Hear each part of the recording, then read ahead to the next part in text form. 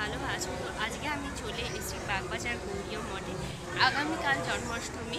আজকে থেকে অর্থাৎ রবিবার থেকে 25শে আগস্ট থেকে এখানে বাগবাজার গৌরীয় মঠে বিশেষ অনুষ্ঠান শুরু হয়ে গেছে জন্মাষ্টমী উপলক্ষে। তো সেই অনুষ্ঠান তোমাদেরকে আমি দেখাতে নিয়ে চলে এসেছি। কেমন সুন্দরভাবে সেজে উঠেছে বাগবাজার গৌরীয় মঠে। বাইরে থেকে মঠটা খুব সুন্দরভাবে আলো দিয়ে সাজিয়ে তোলা হয়েছে। প্রচুর ভক্তরা দূর দূরান্ত থেকে আজকে এসছে ঠাকুরের দর্শন করার জন্য। তো চলো আমরাও যাই, গিয়ে ঠাকুরের দর্শন করি। আর তার সাথে সাথে এটাও দেখি মঠটা কেমন সুন্দরভাবে সেজে উঠেছে।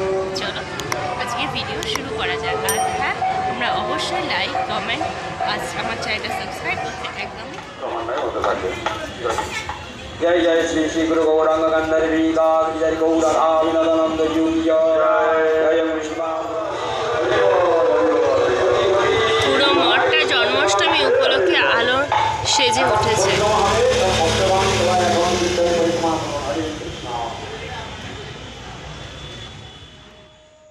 বাইরে থেকে মন্দিরটা খুব সুন্দর লাগছে দেখতে। রং বেরঙের আলো আর হলুদ রঙের এই মন্দিরটা। এই যে সামনে গেটটা দেখছো, এটা হচ্ছে সোজা মন্দিরে পরিক্রমার পিছনের দিকের গেট। এই পাশে তোমাদের একটা গেট দেখালাম, এইখানেও আরও একটা গেট রয়েছে। এটা আপাতত এখন বন্ধ রয়েছে, কালকে খুলে দেওয়া হবে। পাশে একটা ছোট গেট আছে, সেটা দিয়ে আমরা প্রবেশ করব। আর এই গেটটা দেখো ফুল দিয়ে খুব সুন্দরভাবে সাজানো হয়েছে। মন্দিরটা বাইরে থেকে খুব সুন্দরভাবে সাজানো হয়েছে, আর ভিতরেও খুব সুন্দরভাবে সাজানো হয়েছে। মন্দির পরিক্রমা চলছে আর ঠাকুরের দর্শনটাও তোমাদেরকে আমি করিয়ে দিচ্ছি। আমি যখন এসেছিলাম তখন ঠাকুরের পর্দা দেওয়া ছিল, আশা করি ঠাকুরের পর্দা খোলা হয়েছে। ঠাকুরের আরতি এখনো আরতি হয়নি, আরতি দেরি আছে। তো চলো মূল মন্দির আর নাট মন্দিরের মাঝখানটা বড় বড় ঝালর দিয়ে আর তিনটে বড় বড় সুন্দর ঝাড় লণ্ঠন দিয়ে সাজিয়ে তোলা হয়েছে। দেখতে বেশ ভারী সুন্দর লাগছে কিন্তু। আর এখানে প্রচুর ভক্তরা রয়েছে। এই সবচেয়ে বড় ঝাড় বাতিটা মন্দিরের ঠিক মাঝখানে রয়েছে। এখান থেকে ঠাকুরের দর্শন সোজাসুজি করা যাচ্ছে। আর এই হলো মূল মন্দির। দালানের ওপর আমাদের ভক্তদের উপরে ওঠার অ্যালাউ নেই, তাই জন্য আমাদেরকে নিচে থেকেই ঠাকুরের দর্শন করতে হবে। মন্দিরটা জন্মাষ্টমী উপলক্ষে খুব সুন্দরভাবে আলো দিয়ে সাজানো। মন্দিরটা যতটা সুন্দরভাবে সেজে উঠেছে, ঠাকুর আরও সুন্দরভাবে সেজে উঠেছে। রাধা কৃষ্ণ এবং গৌর দেখো নতুন বস্ত্রে পরানো হয়েছে। আর ঠাকুরকে আজকে ফুলের বেশে সাজানো হয়েছে, ফুলের মুকুট, ফুলের হার। আর শ্রীকৃষ্ণের হাতে দেখো রূপোর বাঁশি রয়েছে। সব মিলিয়ে ঠাকুরকে অপূর্ব সুন্দর লাগছে। নিচের দিকেও দেখো ছোট ছোট রাধা কৃষ্ণের বিগ্রহ রয়েছে আর কিছু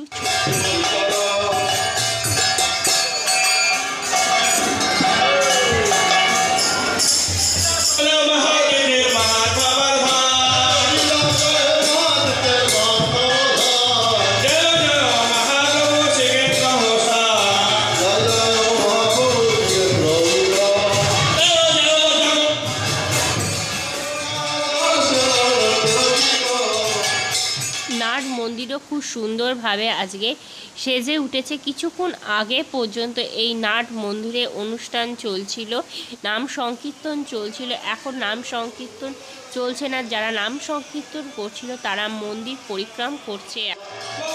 মন্দিরের মাঝখানে দেখো খুব বড় একটা ঝাড়, আর তারপরে দেখো সাদা সবুজ এরকম দিয়ে খুব সুন্দরভাবে সাজানো হয়েছে, ঝালর লাগানো হয়েছে। আর সামনের দিকে দেখো স্টেজ করা হয়েছে অনুষ্ঠানের জন্য। 25 থেকে 27 তারিখ চলবে এই অনুষ্ঠান। আর এইখানে দেখো উপরের দিকে মঠে যে আগে পুরনো সদস্য ছিল যারা মারা গেছেন তাদের এখানে ছবি রয়েছে।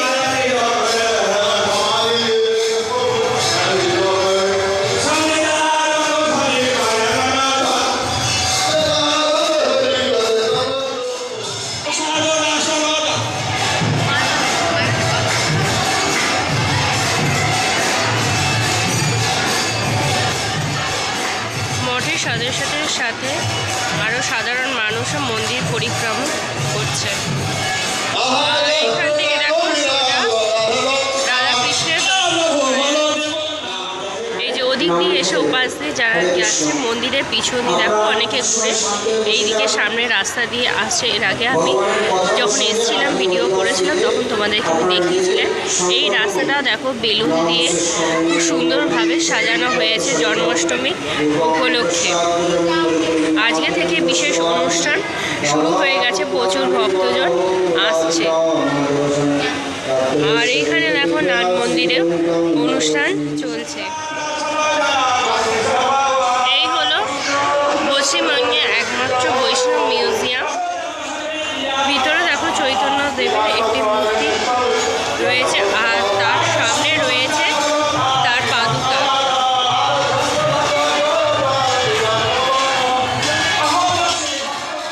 জন্মাষ্টমী উপলক্ষে অনুষ্ঠান চলছে, আজকে থেকে শুরু হয়েছে, তাই জন্য দেখো পুরো জায়গাটা প্যান্ডেল দিয়ে ঘিরে দেওয়া হয়েছে। সামনে হচ্ছে গ্রন্থ বিভাগ, এখান থেকে তোমরা বই চাইলে কিনতে পারো। বই ছাড়াও তোমরা এখানে জপের মালা পেয়ে যাবে। এছাড়াও এখানে ধূপ ধুনো পাওয়া যাচ্ছে আর এখানে ঠাকুরের সুন্দর সুন্দর ছবিও পাওয়া যাচ্ছে। টাইমটা বলে দিই, এন্ট্রি ফি হচ্ছে 50 টাকা আর মুভি শো দেখলে হচ্ছে আরও 30 টাকা লাগবে। আর ভিজিটিং টাইম হচ্ছে সকালবেলা 10টা থেকে 12টা আর সন্ধ্যেবেলা 3টে থেকে 7টা। সোমবার দিন বন্ধ। এইদিকে রাস্তা দিয়ে আমি মন্দিরের ভিতরে প্রবেশ করেছি। এইখানে হলো মূল মন্দির যাওয়ার রাস্তা। আর এইদিকে দেখো পরপর সমস্ত দোকান রয়েছে। আর এই হলো টিকিট কাউন্টার, এখান থেকে মিউজিয়ামে যাওয়ার টিকিট কিনতে পাবে আর কি তোমরা। আর এইখানে দেখো একটা তুলসী মঞ্চ রয়েছে যেখানে অনেকেই প্রদক্ষিণ করছে।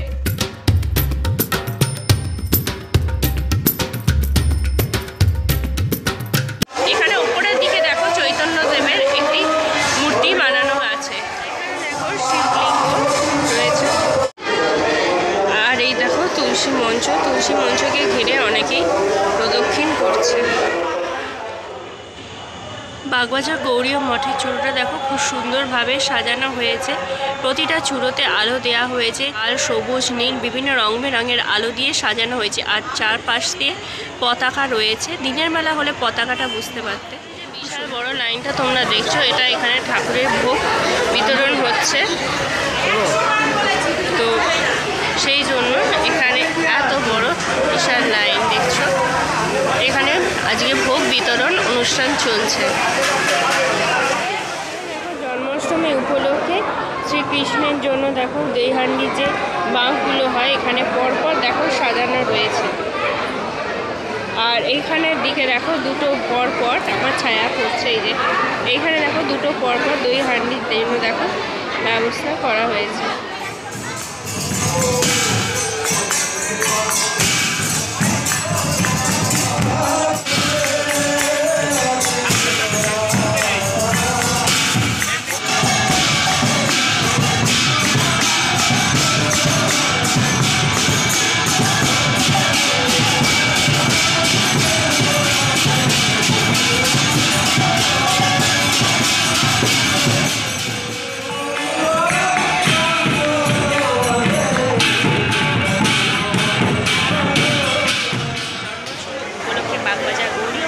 অনুষ্ঠান 25 তারিখ অর্থাৎ আজকে রবিবার থেকে শুরু হয়েছে, 27 তারিখ পর্যন্ত চলবে।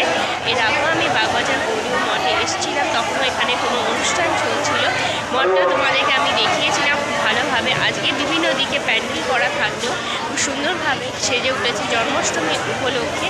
আর হ্যাঁ, এখানে উত্তরে তথা ভারতের একমাত্র বৈষ্ণব মিউজিয়াম রয়েছে, তোমরা চাইলে সেটাও দেখতে পারো। টিকিট প্রাইস আর কখন তোমরা দেখতে পাবে সেটা আমি তোমাদেরকে আগেই মেনশন করেছি। তো তোমাদের যদি কোনো কোয়ারি থাকে তখন আমাকে অবশ্যই জানাতে পারো। আজকের ভিডিওটা আমি এখানেই শেষ করছি। তো তোমাদের পুরো ভিডিওটা যদি ভালো লেগে থাকে তাহলে তুমি অবশ্যই লাইক করো, কমেন্ট করো, শেয়ার করো তোমাদের ফ্রেন্ডস আর ফ্যামিলির মধ্যে। আর আমার চ্যানেলে সাবস্ক্রাইব করতে ভুলো না। খুব তাড়াতাড়ি নতুন ভিডিওতে তোমাদের সাথে কথা হবে। ততক্ষণের জন্য টাটা, বাই বাই।